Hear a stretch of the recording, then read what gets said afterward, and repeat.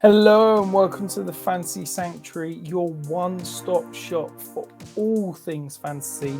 Today we're talking some Dynasty. I'm going to walk you through 5 risers, 5 fallers, whether you should be buying, whether you should be selling, what their value is doing right now. We're going to start at the top. We're going to start positive this week. Risers, big risers, Jared Goff. Perhaps this isn't necessarily a riser for the community, for people that are playing, but this is a big riser for me. I have been a long-held believer that Jared Goff is nothing more than a bridge quarterback for Detroit. I've always said that I think he can take them to the playoffs. I don't think he's going to take them further, and they're going to need to bring in a long-term franchise quarterback. I felt like the Lions have also said this because they've not tied up Goff beyond this year. But I'm now thinking I might need to rethink this. The Lions are 4-1. He's playing phenomenal football. I've been really impressed with what he's doing.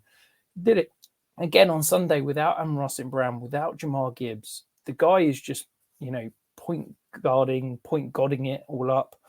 He's been fantastic. He's the QB 10 currently overall, 18.8 points per game.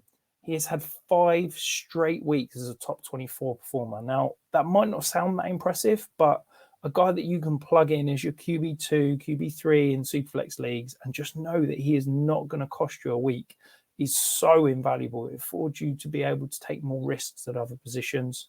I honestly think that you can buy him for 2024 first. It's probably not a price I'm willing to pay if he's my QB3.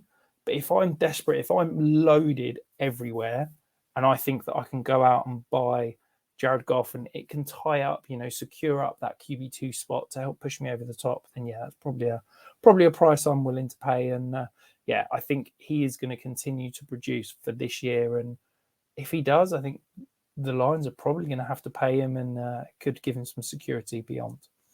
The next riser, look, he was at the London game and man, did he ball out. Travis Etienne, he's currently the RB4 overall, but it's not just the stats. Yes, he had a good week. Yes, he had 2 touchdowns. That's not the reason why he's suddenly a riser for me. He played 82% of snaps on Sunday, which is a season high, and he's starting to get some more of that short yardage and goal line work. That's normally been where he leaves the field, Tank Bigsby comes in and takes those high-value touches. But Travis Etienne is eating into that workload, and if he can start to eat into that workload, it means his value is only going to go up moving forward. He's averaging 17.7 weighted opportunities a game, which is phenomenal. You can see on the screen there, 19% targets per route run. As a running back, that's impressive. I really think that you're probably buying high off the fact that he's just had a phenomenal week. If you can wait a week or maybe wait a couple of days when people start to, relax off the back that week 5 has happened, look ahead to week 6, he's gone a bye week, he's not going to be in the lineup. Maybe that's the opportunity you can go buy. I'd probably pay a first and a second for him. I don't know if you necessarily have to pay that right now, but this is a guy that's probably going to be a top 12 running back the rest of this season and into next season. And you could even squeeze a third year out of him in terms of his value, as long as he doesn't get hurt. Going the opposite end of the value scale, Jaleel McLaughlin. Look, this guy's played 21 snaps on Sunday and yet saw 13 opportunities. That's 13 times he touched the ball out of 21 snaps. It shows that when he is on the field, Sean Payton, the Broncos are wanting to get the ball in his hands. He's averaging 7.4 yards per touch, which is absolutely mind-blowing.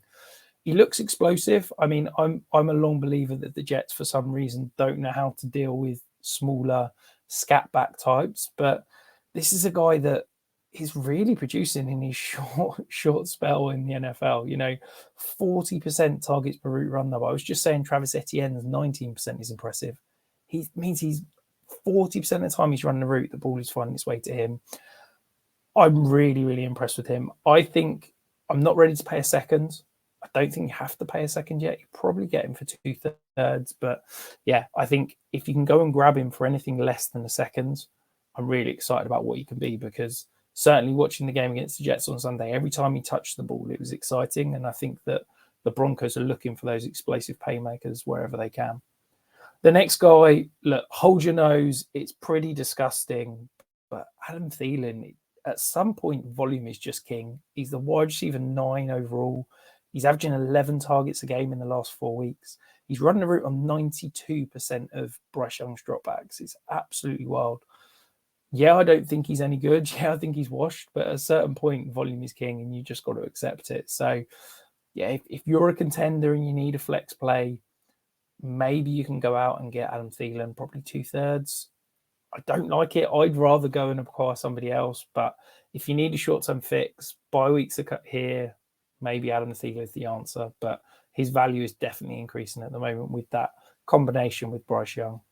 And then the final riser, Gabriel Davis. Now, Gabe Davis is basically the player everybody hyped him to be last offseason. And he was the most divisive person in the entire community. But nobody's talking about it right now. He's the wide receiver 14, averaging almost 15 points per game. He is averaging a mind-blowing 3.9 points per touch. The volume's not great, but when you're averaging depth of target north of 15 yards and you're in an offense that's going to get red zone looks, that's going to get those high-value touches, he doesn't need huge volume to produce fantastic fancy numbers as he's shown. Yes, his efficiency is likely to regress as we go down the season, but if you need that flex play, someone looking at Adam Thielen, I think I'd rather go and take a flyer on Gabe Davis because I feel like the ceiling and the upside and the future value is better than someone like an Adam Thielen. Whilst you're here, if you like this video, if you like the content we're producing, hit that thumbs up button and make sure you're subscribed. We have got so much content coming. We've got a live show, matchups on Thursday, and there's so much DFS content that Tom is banging out right now. I'm going to dive across to some Fallers. We're going to get a little bit negative now. Miles Sanders.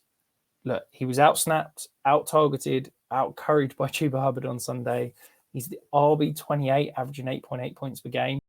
I really liked the volume he was seeing, the amount of targets he was seeing.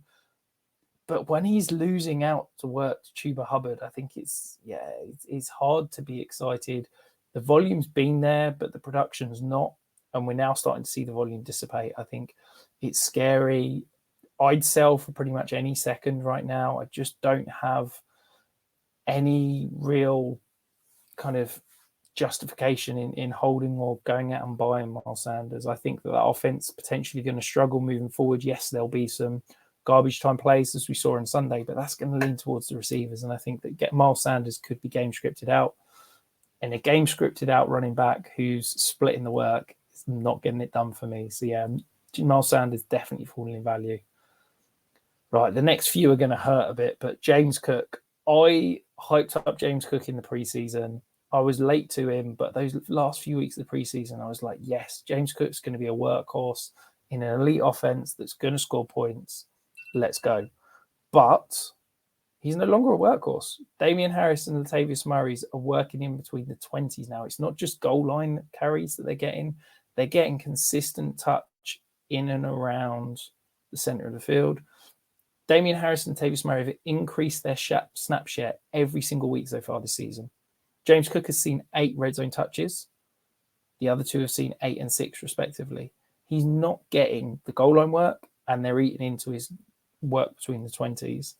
And he's, 5 attempts for -4 yards on Sunday. He's just not getting it done. So I'd happily sell James Cook right now for 2 seconds. I think you can probably pivot from him to somebody with a little bit more excitement, a little bit upside. And yeah, it pains me to say after hyping in the preseason, but we got to admit when we're wrong. And I was wrong about what James Cook was going to be. And I think Damian Harris and Latavius Murray are definitely here to stay. Another player I was wrong on. This hurts. This really, really hurts because I love Rashod Bateman, the player. I loved him coming out. I thought he's a perfect fit in this offense under Todd Monken. And I thought he's a great complement to what Zay Flowers and Lamar Jackson are cooking. But he's just not getting it done, quite frankly. He can't stay on the field from a health standpoint. He left Sunday again injured. He had a costly drop. He's averaging just 3.7 points per game. He's not getting it done. I'm sorry, but a 9.8% target share, 12.4% air yard market share. It's not good. I'm a guy that was paying a late first for Rashod Bateman 9 months ago, and now I think I'd have to sell for a second. So, yeah, really, really disappointing to be listing Rashod Bateman here because I was very much a believer. But unless he's going to put together an incredible stretch of health, I just don't see it anymore. The 9th guy we're going to talk about, Anthony Richardson. Now, in terms of fantasy, he's been phenomenal. He's averaging 18.2 points per game as a rookie. He's averaging 6.3 rush attempts. I think he's a top 12 dynasty quarterback moving forward. The reason his value is dropping is that he cannot stay healthy. I've got serious concerns about the way that he is looking for contact and engaging contact. If you look at someone like a Lamar Jackson, he intentionally avoids contact. Whenever he's going to get hit, he normally leaves his feet so that there's that absorption of contact. He tries to get down. He tries to get out of bounds as much as physically possible. At the moment, Anthony Richardson's trying to run guys over. Yes, he's massive, but look at Cam Newton. His career was cut well short because of the way and the physical toll that it takes. You see, Josh Allen has realized that he can't just run the ball like he was earlier in his career and be there week in, week out. And I hope that Anthony Richardson, if he's going to be off for 4 weeks, there's some talk that he might go on short-term IR. Hopefully he realizes, yes, you're a physical freak. Yes, you can run and move the ball and do some phenomenal things, but you need to look after your body. Availability is the best ability, and he needs to look after that. So for me, he's dropped a little bit. He was up at my QB8. He's now down at QB12. I really love him, but he's just dropped below the likes of Tua and CJ Stroud just because that durability question is very much there. I'd still happily go out and pay 2 firsts, but I think at the moment you just need to hold and hope that when he gets back on the field, we see a slightly different approach to running the ball. The final player, again, this hurts because I love some Rhamondre, but man, this Patriots team is absolutely horrific. The offensive line is banged up and just not producing. Mac Jones looks like he's absolutely clueless and doesn't know what he's doing. I really thought that Bill O'Brien coming on board was going to fire this offense to new heights, and man, they look worse. Maybe bring back Matt Patricia, but he's had 0 top 12 weeks through 5 weeks. He's averaging 1.5 yards after contact. Last year, that was 3.81. He just doesn't look as explosive. And scarily, he's losing significant work to Zeke. He's, splitting snaps, the same amount of snap share on Sunday, but Zeke's getting the receiving work. And that's what buoyed Rhamondre's value. That's what we thought. He's a safe back-end RB1 because he's going to get 5-6 targets a game. That's not the case anymore. So I still think you have to hold if you're looking to move on, because I think his value is rock bottom right now. I'd pay a first for him, but I don't think you're going to have to, and I don't think you'd get a first if you're trying to sell him. The one shining light is that he has played a list of some fantastic defenses. We saw him against the Saints, which is good against the run, played the Cowboys, played the Jets. Hopefully, we're going to see some easier defenses as we go down the stretch, and maybe Rhamondre can start to get some of his value back. But yeah, it's hard as a Rhamondre stan right now to be boosting him, and therefore his dynasty value is falling.